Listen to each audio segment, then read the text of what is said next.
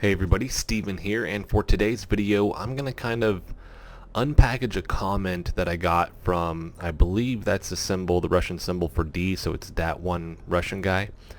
But I'm going to unpackage his comment here on the video that I posted announcing I'm talking about the announcement from Unknown Worlds that they're actually getting a new writer, Jill Murray, and then they're essentially changing the story of Subnautica Below Zero. Tom Joubert has been the writer on the first game and this game, and he stepped away. He announced way back October 13th. I had seen some of his stuff, but it wasn't somebody I was following. But he made the announcement that he was actually standing down from the narrative lead, and it says right here, so I never intended to move away from small indie projects, and the Subnautica Unknown Worlds keeps getting bigger. So for him, I'm assuming just based off this comment, it just feels like it's getting becoming a much bigger game, and he doesn't want to work on that. He wants to stick with the indie games here.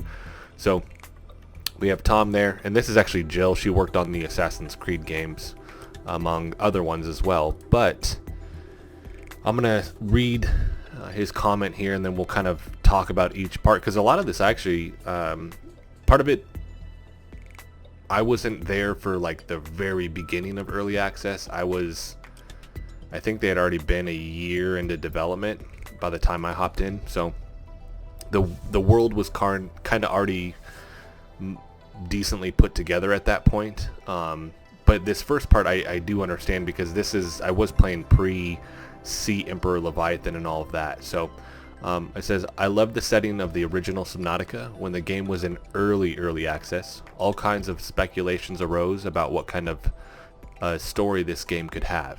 I, however, didn't think it was the kind of game that needed actual plot.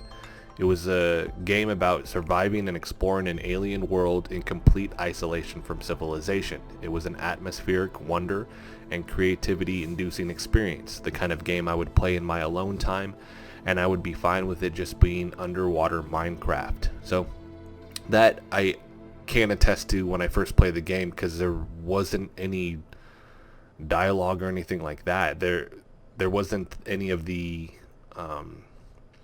audio files in the PDAs yet either, so there literally was no dialogue.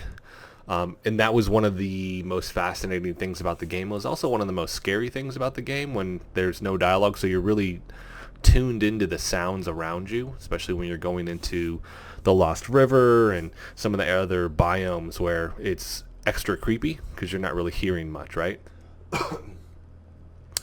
If there was any story that would suit this game for me, it would be a slow-burning, gradually unfolding mystery about whatever was going on there before the aurora crashed on the planet.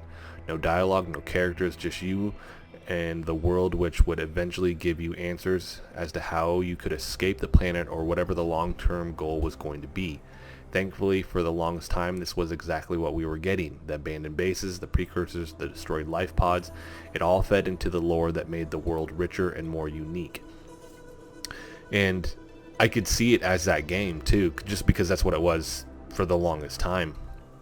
And they could have definitely had it so there was no dialogue of any kind until you literally get to the end and the ship just announces you're leaving. So I could have for sure seen that being the game, and I would have thoroughly enjoyed it.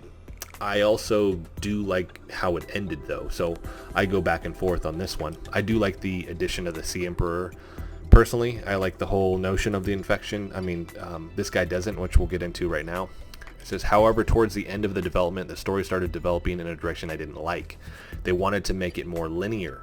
They added a conflict, the infection, to the story that didn't work well with an open-ended nature of the game. And then they added the Sea Emperor. I knew she would play a large role in the story, but I didn't see her being an actual character that you interacted with.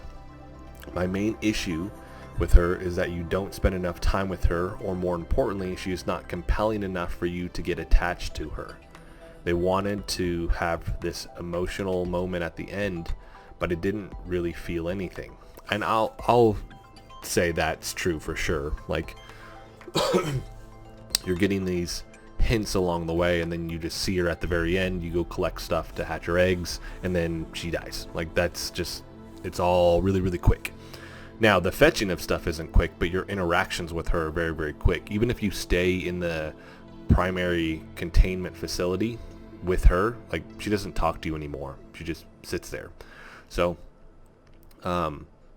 either they could have gone two different directions. They could have had more of a build, which makes, I guess, it more of a linear story, or they could have cut back completely on that.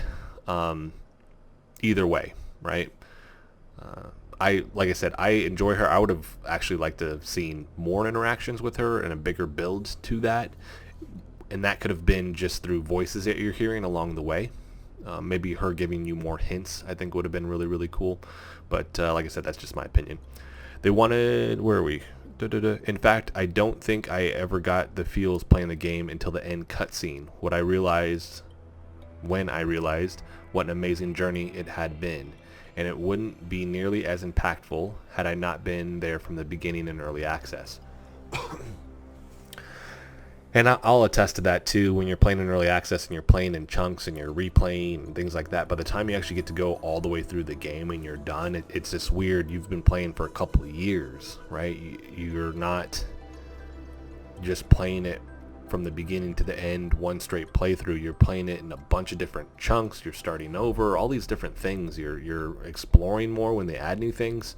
So that creates that slow burn that you're getting with the story, which I do think makes the game itself more compelling over that long period of time that you're playing. So, and especially if you go back, and I've tried to play through the first one again, and everything is so fast paced with everything that you know, it's almost like you're trying to do it as a speed run almost, right? So it says, I'd say this is a kind of story I'd say this kind of a story could have worked, but it wasn't handled well. Everything from getting infected to getting to talk with the Emperor didn't feel natural, to me at least. The game tried to compensate with all the exposition, but it sort of ruined the mysteriousness of it all by the end. I think because they tried to mix two types of storytelling that it didn't work. One fought against the other. When I found out that all of Below Zero would be the linear narrative that the end of Subnautica was going for, I was a little disappointed at first, because the mystery part of Subnautica had always been objectively better and much more appealing to me, but then I realized that pursuing that type of story meant they had no constraints. I think that's an interesting point too, because that's very, very true.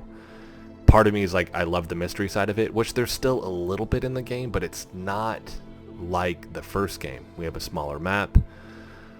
You have a good span of biomes, but they're not as big, certain ones, especially when you're getting to like the Crystal Caves or the Fabricator Caverns, or I guess the Crystal Caverns, Fabricator Caves.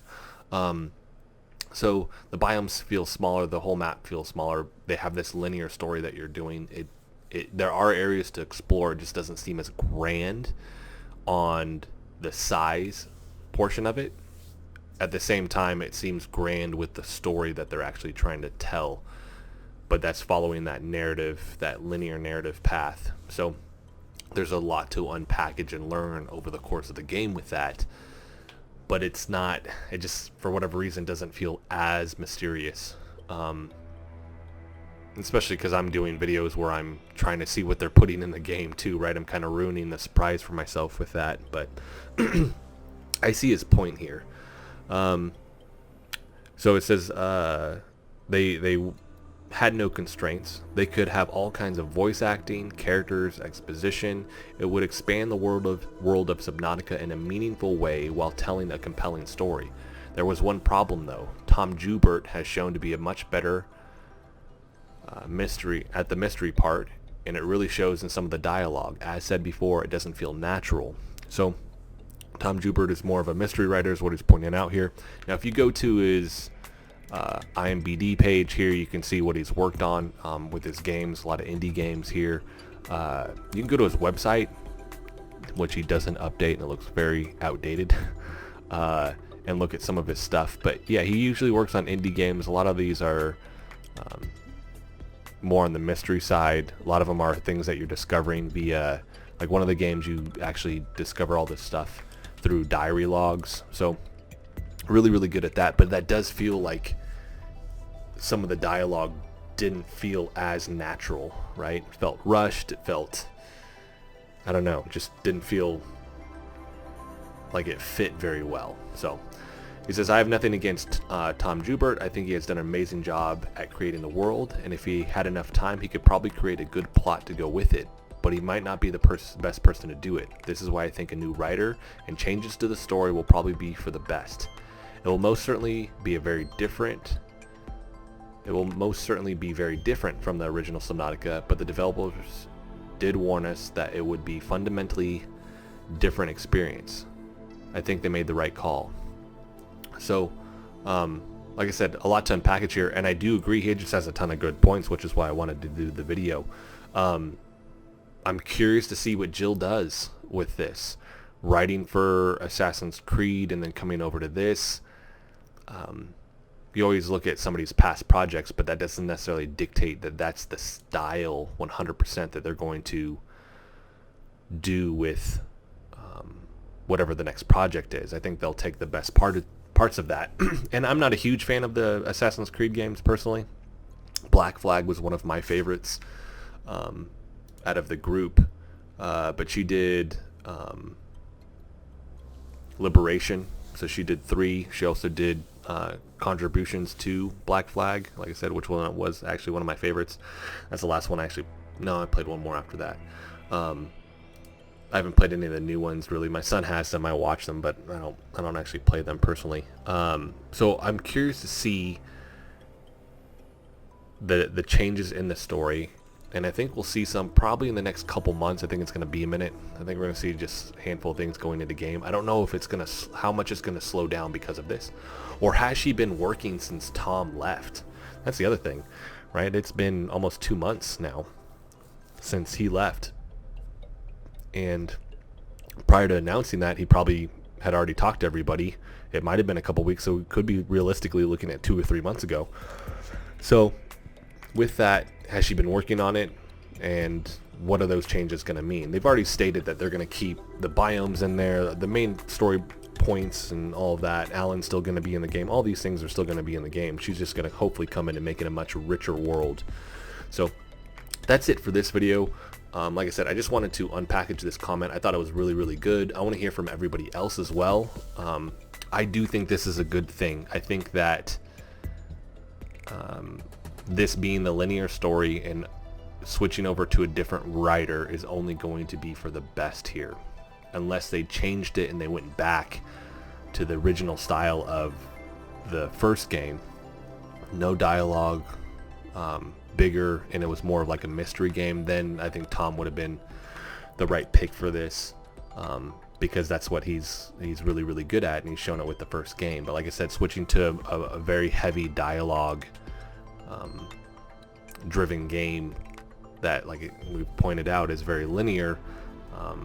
It'll be interesting to see what the next person does, and hopefully Jill is the person to do that for us. So that is it, everybody. If you liked the video, hit the like button for me. If you want to continue to follow along with all of my content, hit the subscribe button for me. And just like this comment, I love looking at this stuff. I love when people unpackage this and they give me their opinion and their point of view with all of this. Like, this was amazing. So thank you to Dat One Russian Guy for this. But I want to hear from you guys in the comment section. Let me know what you think. Comparing the first game to the second game, is this a good choice? Everything that we've talked about here as well. So thank you guys so much for watching.